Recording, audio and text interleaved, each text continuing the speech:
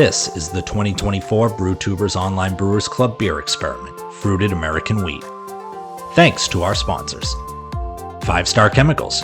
Check out the interactive cleaning guides and learn more about their newest product, Liquid PBW, on their official website, www.5starchemicals.com. Beer and Wine Hobby Homebrew Supply Store. Beer and Wine has one of the biggest yeast selections around and boasts an extensive list of homebrew beer kits to make clones of some of your favorite beers.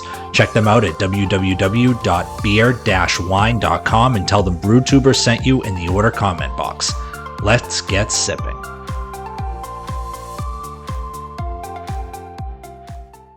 What's up, guys? Chris back from Brewtubers Brewing, and this is review number 3 in the Brewtubers 2024 Online Homebrew Club Experiment Fruited American Wheat Beer.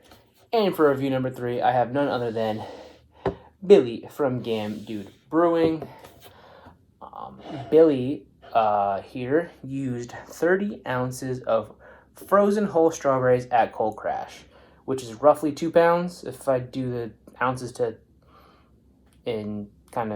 pounds conversion in my head, makes sense to me. Again, with fluid ounces versus the actual stuff, I think it converts probably the same, but again, you can correct me if I'm wrong.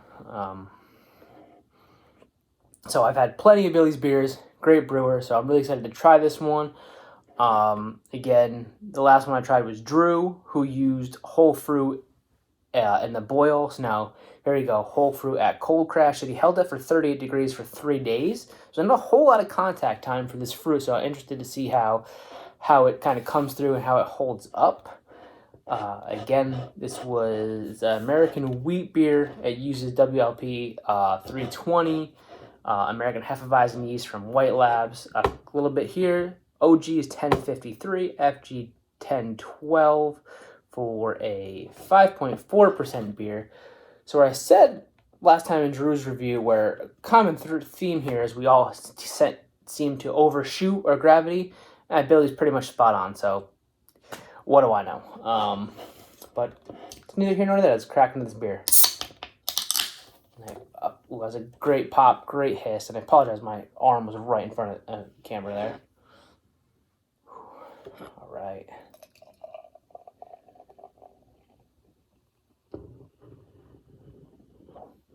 Ooh.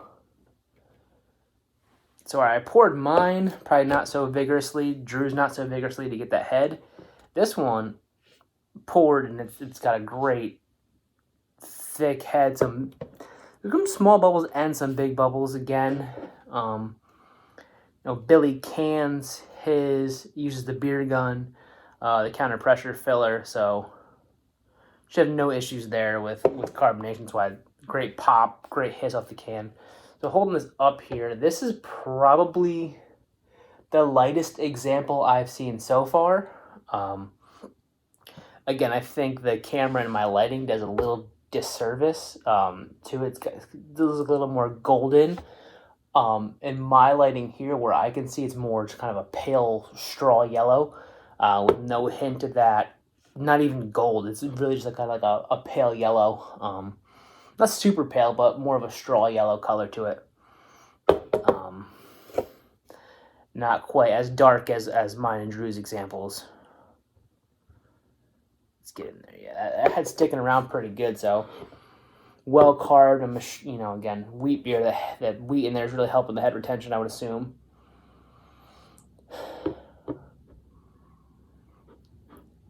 So for only using, maybe 2 pounds and only having a contact for roughly 3 days, the aroma's coming through really nicely. It's definitely more of a fresh fruit character than I've experienced so far. More of a real strawberry character than mine or Drew's example so far. Definitely getting a little of the Hefeweizen character. And maybe some of that weedy, kind of bread crusty thing going on, but it smells really good.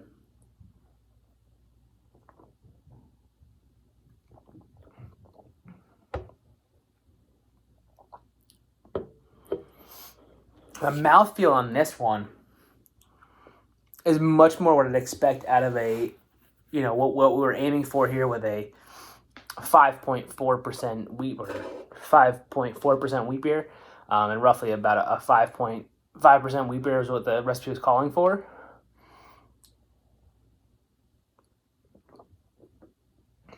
It's not thin by any means, but it's definitely lighter. I would say probably the medium on the lower, not light, but kind of medium light, kind of in that range, where I think Drew's was kind of a little thicker. Mine was very viscous. And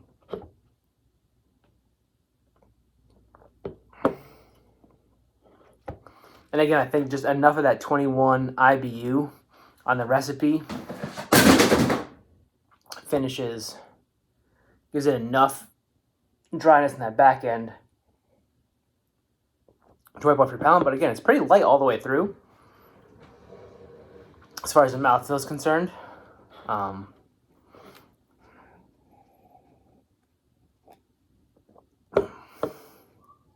Okay. So as much as I do get the strawberry off the aroma, it's subtle, but it's a real, and again, I think this is one of the things with strawberries when you read about with brewing, it's hard to use because you have to use a lot of it for it to come through, and again, only 30 ounces for 3 days, but it's subtle, it's nice, it's there, but it's not overpowering.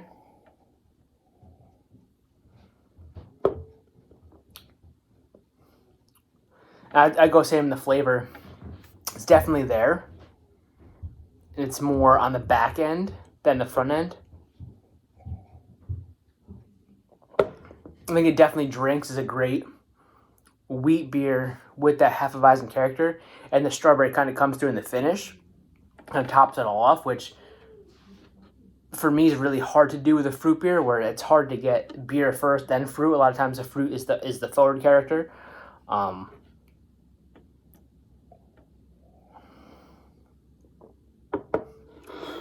Definitely not getting like banana character out of the ester of the American Hefeweizen. Again, I don't exactly know what the esters coming from that profile are, but definitely no banana, but definitely maybe a slight hint of clove or kind of like a straw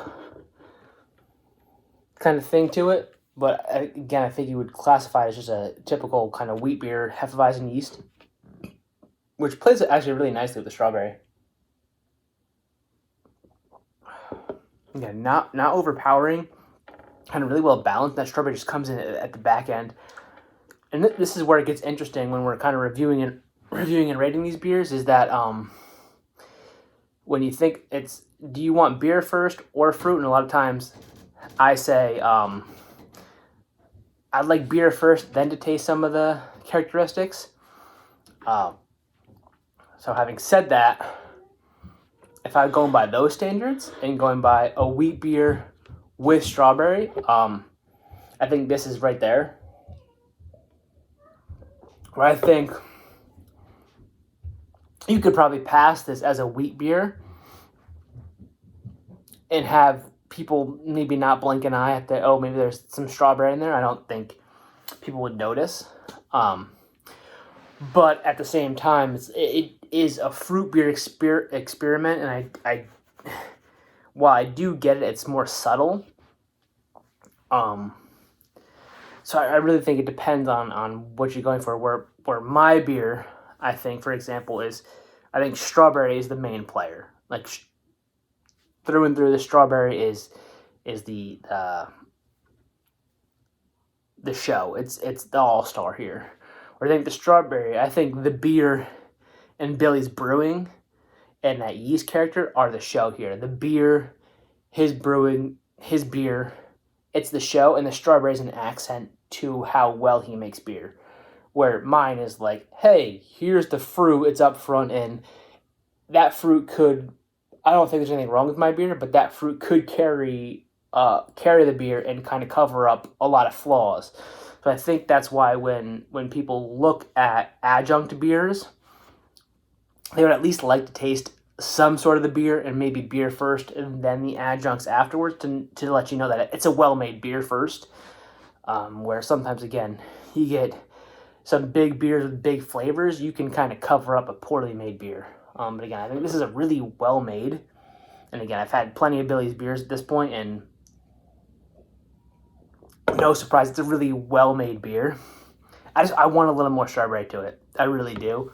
Again, I'm contradicting myself because as much as I do say I would like beer first and strawberry, I would like a little more strawberry in here. And I think I like the whole fruit at Cold Crash because I think it's giving you a real strawberry, a real fruit character to it. Where Drew's, I definitely got more of a fermented thing, kind of like a wine or a perry or a cider, type thing. Where this is definitely, and then mine, putting that puree in. I don't know if it's because when you get a smoothie or a milkshake, you're kind of pureeing the fruit there, so it kind of gives you that flavor. Where this really just, it's more just like picking a fresh strawberry and smelling it, taking a bite of it. That's really what you get out of this, but it's super subtle. Not super subtle, but it's more subtle.